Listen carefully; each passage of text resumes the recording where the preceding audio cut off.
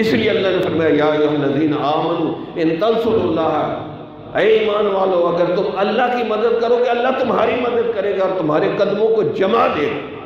تو میرے بھائی امام مالک رحمۃ اللہ علیہ نے فرمایا اس امت کی اصلاح تربیت کیسے ہوگی؟ جیسے شروع میں صحابہ کے زمانے میں قرآن کے ذریعے اس کی اصلاح ہوئی، تربیت ہوئی، اور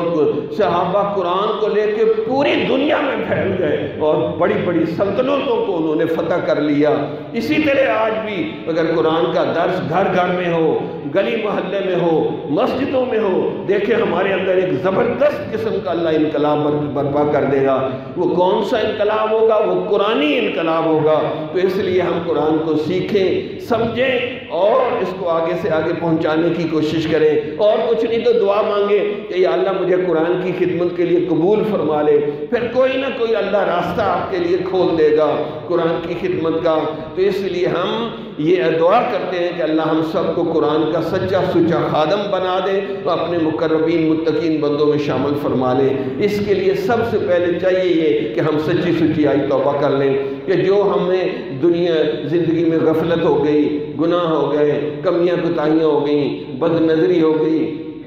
یا نوجوانوں نے موبائل کے اوپر غلط فلمیں دیکھی ہیں، یقین کریں جو موبائل کے اوپر غلط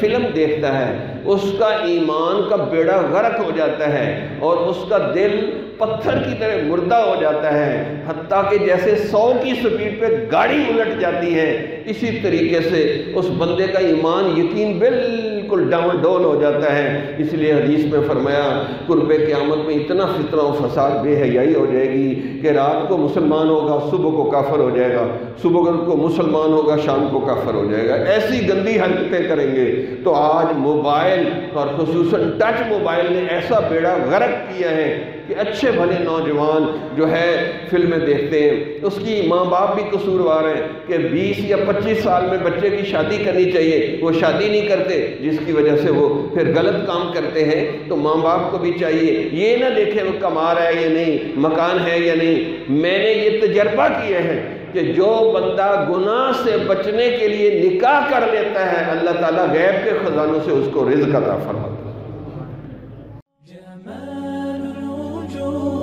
بذكر الإله وتصفو الحياة